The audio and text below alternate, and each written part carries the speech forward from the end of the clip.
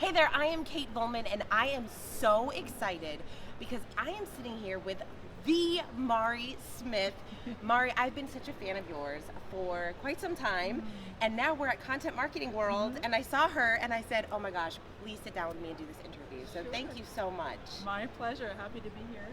So we were just chatting before we got on camera because I found Mari, I don't even know how, but when I first started a social media marketing company, because you teach companies all about how to use Facebook to grow their business. Yeah. And you've been doing this a long time, so you've seen a lot. Why don't you just share a little bit about the journey that you've seen in your career and what you do and how you help businesses? Sure. Yeah. So, okay, I'm just trying to think, how far back do I go? Well, I got on Facebook in 2007. Totally fell in love with it. It was a defining moment in my life. And prior to that, I actually had a strong background in internet marketing, information product creation, email marketing. My first eBook came out in 2003, all about email marketing. It was like a 250 page, big manual. And then from there, Facebook, like I say, totally changed my not career direction per se, because I was already headed in that way. It was like I was passionate about relationships and passionate about people and technology and the internet. And it was like they just fused. And I thought, okay, yeah, it's all about relationships and connecting online. And ever since that time, in the early 2007, I've really been passionate about helping people to understand what it takes to make Facebook work. And I think what confuses people as they get hung up in the technology and all the changes in the algorithms and the different parameters that it takes to be successful, not only on Facebook, just online. And the fundamental component of connecting as people, as humans, tends to kind of like go secondary. But if you lead with that, people always will feel your heart and know that you're genuine and that you mean well and you have a good, pure intent to help people and to serve people with whatever your business does. Start with your own personal, passions and interests. And often, like, people struggle to come up with, well, what do I post on Facebook?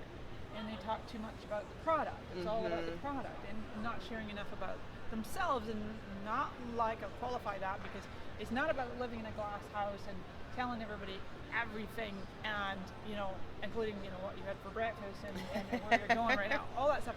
Okay, I'm not knocking that, some people do that, but really bringing it down to, here's how I got started in business. I arrived in this country, the US, in 1999 with 50 British pounds to my name, 2 suitcases. I knew one person, but I absolutely knew I had this defining moment, another defining moment in my life, that I just knew I'm supposed to live and work in this country, and I'm going to find a way. And obviously I did. I'm an overnight success, 10 years in the making. Oh, I love that, 10-year overnight success. Yeah, and it's been fun because, like I said, I've been following you for a long time, and it was so nice to meet you in person, because you truly are who you are online. And that's really nice to see, because not everyone is, and you're just so sincere and genuine with the post, and you truly want to help people. You truly share amazing content because you want them to be successful. And what I just found out was, because there's a lot of people out there that talk about Facebook marketing and wanting to help you grow your business, but Facebook itself reached out to Mari and said, hey, will you help us train small businesses? I mean, that's amazing. It was pretty awesome, yeah. So I wrote a blog article for Facebook, and when they reached out in 2014, they actually said to me, Mari, we read your Facebook page here inside of Facebook, so Facebook stays up to date with what's happening in Facebook. That reading is my awesome. Facebook page, and then they're like, and then I worked with the whole team that, they actually hired me to go on tour. They had a Boost Your Business, it's called, and they still do some in different parts. They changed it up a little bit in 2016, but 2015 for the whole year I was on tour, a lot of different cities throughout the US, teaching small businesses how to understand the fundamentals and more of how to really master Facebook marketing. Okay, It's a complex product. Clearly she gets it. Okay, but how was that call? You didn't get a call from, like, Mark? Yeah. He and I were like on speed dial terms. I got one of my favorites. Mark Zuckerberg, what's up? Hotline. No, they do. Most of it's done through an agency.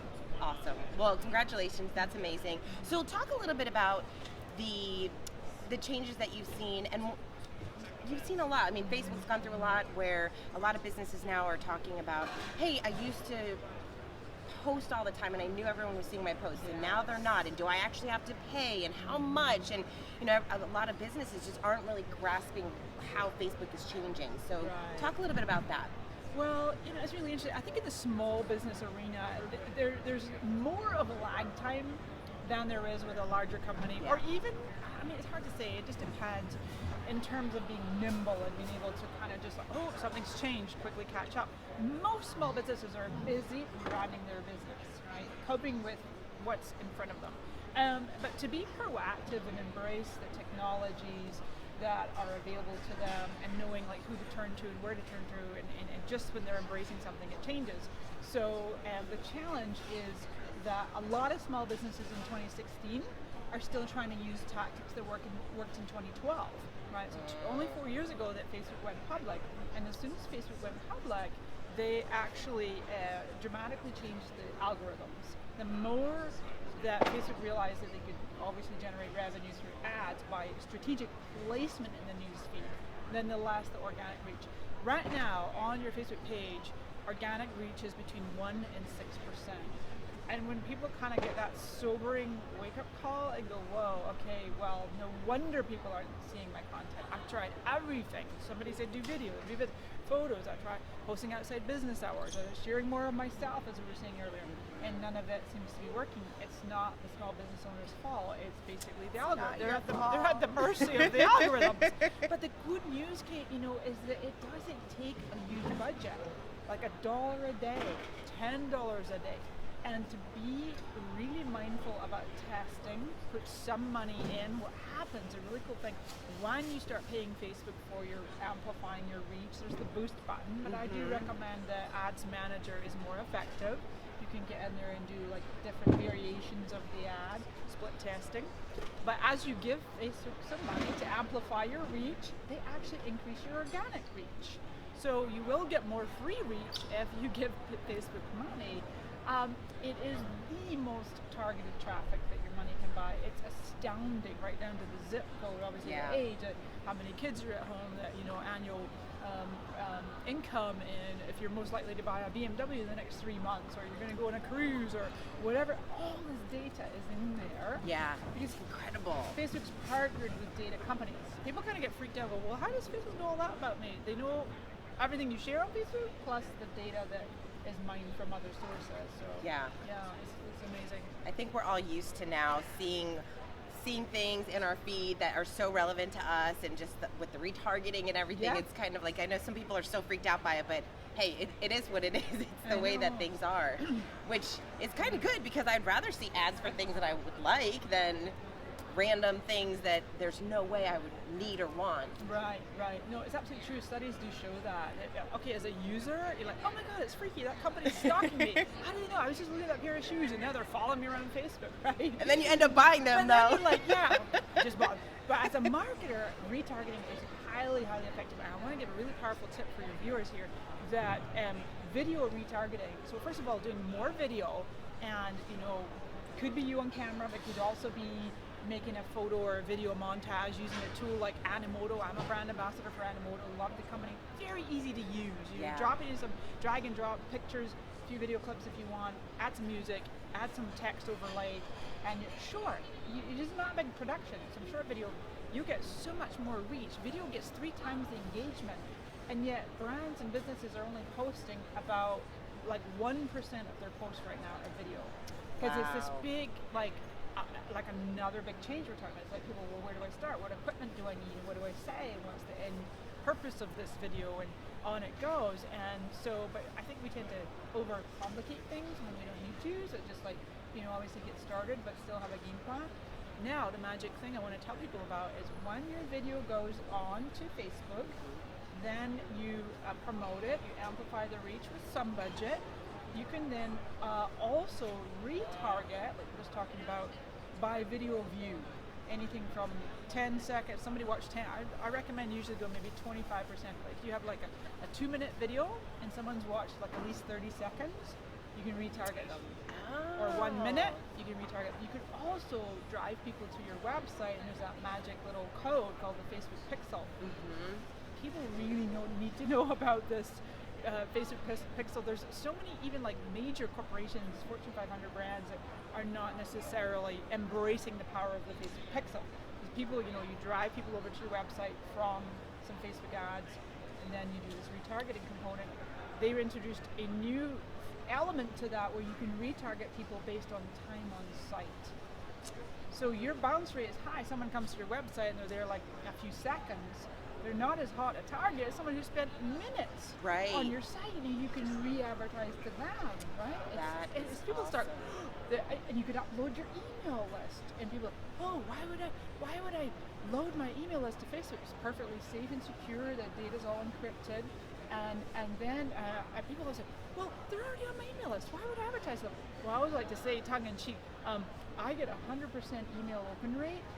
Said nobody ever, right? So therefore, I thought you were saying you did. I was like, you get 100%. What do you email people? Said nobody ever. Nobody ever said that, because maybe you get 20% email open rate, you're doing amazing. And again, it's like a reality check. Small business owner, they might not realize, oh my gosh, wow, well, I've seen it dropping over the years, and that's just normal because people have email fatigue.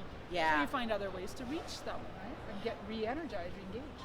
And I like, well, a couple things. One, with the Pixel, I know people get a little bit intimidated. I mean, can they put that on their website themselves? Do they have to send it to their web designer? What's the easiest way for someone to take advantage of retargeting? If you have a webmaster, definitely, involve them, but it's not as difficult as it seems. Facebook does give you instructions.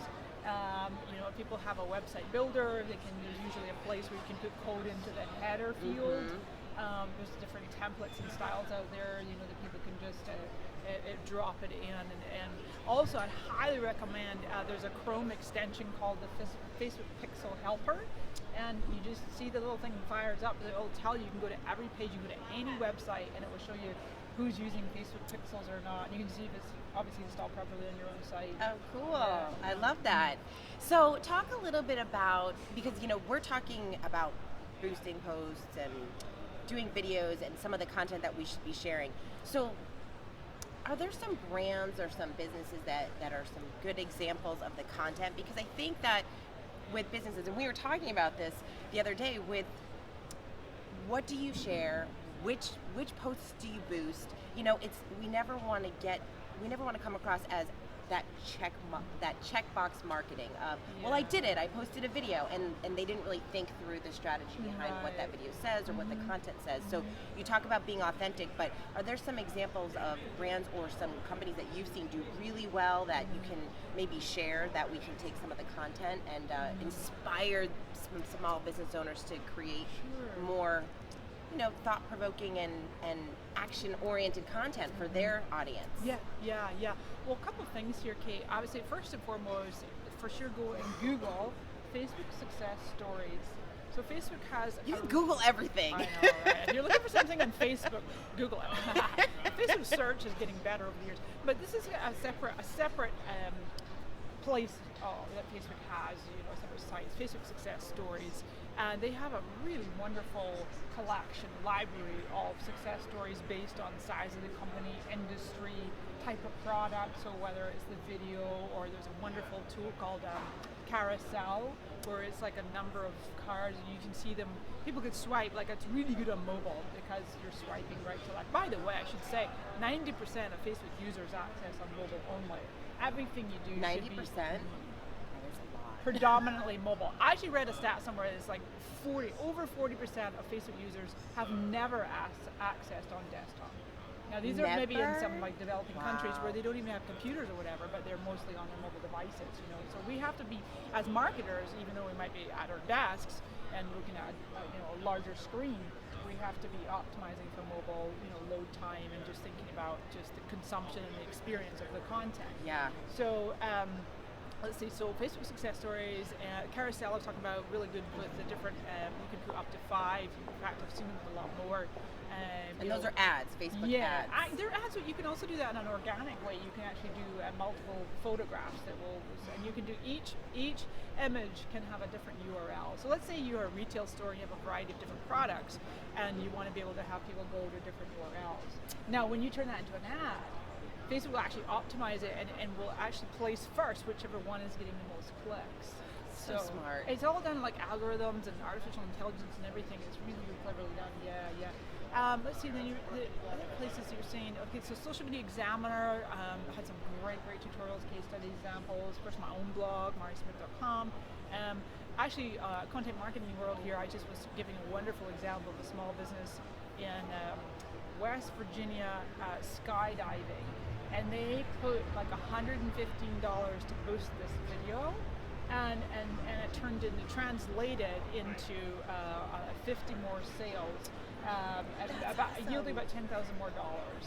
So I mean, when you start to hear some of these stats that are possible, turning $100 into $10,000, you know, and it's specifically with the use of video, you know, and it wasn't that difficult to create, and so this is the thing that gives people hope, you know, and I mean that's starting at a very nominal level, right on up to last year when I was on tour with Facebook. They had an example. It's still a small business, a $10 million company, Little Passports, and Amy Norman, the co-founder, and she was sharing how the company they took their business from 1 million to 10 million in 18 months. Using Facebook ads only.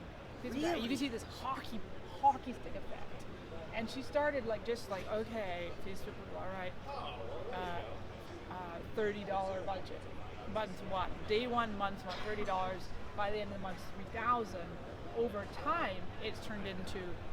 She spent a lot of money on Facebook ads, but at all times she would only put she'd always seen positive, ROI, positive results. So that's the thing. People freak out. Well, what if I spend $10,000 on Facebook ads or $100,000, or then what if I don't get that back? Well, here's the thing. Exactly as Amy did, is that you keep adding more to the kitty when you see the results going up. Right. The sales are coming in. All right, we'll give it some more, and it's just a wonderful game, if you will. Yeah, I'm so glad you said game, because I think it is kind of fun when you start investing a little bit, like you said, even $1 a day or $5 a day, just to see what happens when you start to get, even if like in the beginning it's just maybe a little bit more likes or a click or one more email subscriber. Like, I feel like sometimes we're so focused on, we want to build this list of 100,000. Well, let's start with 100.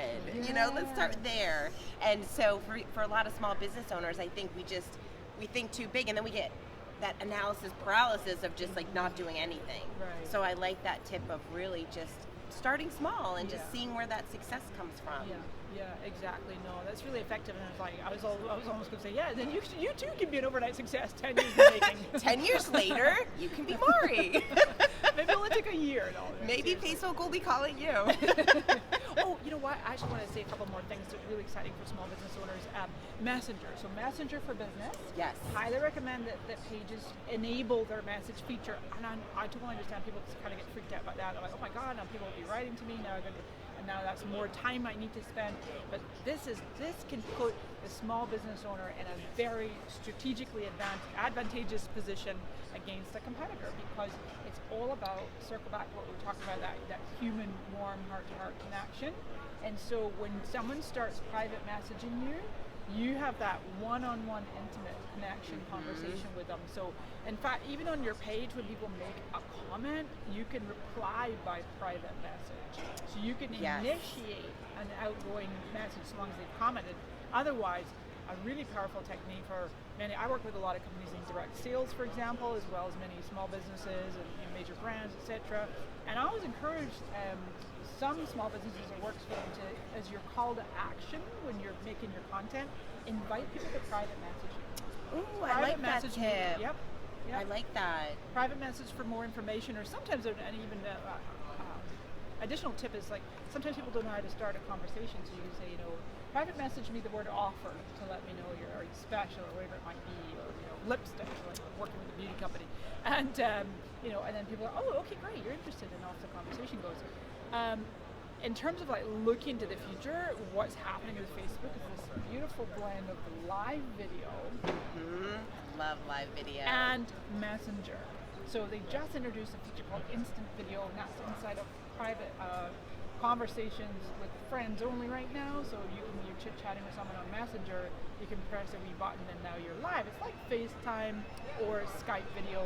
But I got so excited when that came out the other week because earlier this year I was at Social Media Marketing World and I was on a panel about live, and I said, gosh, when Facebook integrates live video with Messenger, you've got like the next best thing to being in person. You're talking one-on-one with someone on video camera, and could you imagine that for customer support, for sales? I mean, again, it's going to need to deploy, the companies will need to deploy trained customer service reps, that kind of thing. But that could be a good place to invest money because that translates absolutely into loyal lifetime customers. I love those tips so much because it still shocks me how many people I will see in person in my community that say, oh, I liked your video, or I watched it, or tell me a little bit more about what you were sharing online. And I think to myself, why didn't you comment? Why didn't you like? Why didn't you reach out to me online? And some people just don't want to do it. They just have a very different way of communicating on Facebook. There's a lot of people that just watch, and so the Messenger, I've been getting a little bit more people messaging me that way, which is really fun because otherwise, I would never have known that they were interested. Exactly. Well, I think a part of it, Kate, is that most Facebook users know that every move they do is like trash. Yes, you're right. That is true. So if I like this, wait, all my friends are going to see that I just like this. Okay, I'm just going to watch it. It'll be in stealth mode. But private message, still track, but it is private. Actually, they're now doing encrypted messages, so you can do totally encrypted messages and disappearing messages, and Facebook's on a mission to make Messenger a really, really flagship product for the whole world. Yeah, Facebook's on a mission to just take over the world. They are it's incredible. Yeah. It's incredible what they're doing, and it's just such a phenomenal company. Well, one thing to add to that, so not too many people bring this into a conversation, but we need to keep, here in the Western world, keep an eye on China's WeChat. WeChat is people think of it as a messenger app. It's really a mobile operating system. Their users can do everything without ever leaving that app. Purchases, transferring money, banking, everything's done inside the app. So I saw on a panel, earlier this year, some CEOs were talking about the only two apps that are remotely positioned to compete with China's WeChat is WhatsApp and Messenger.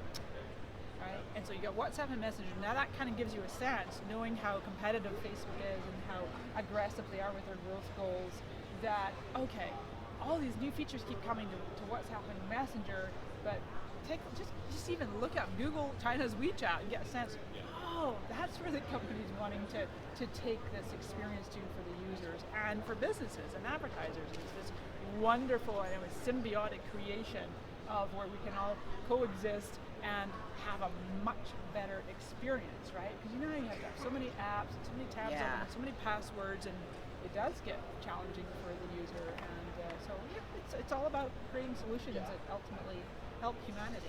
Yes.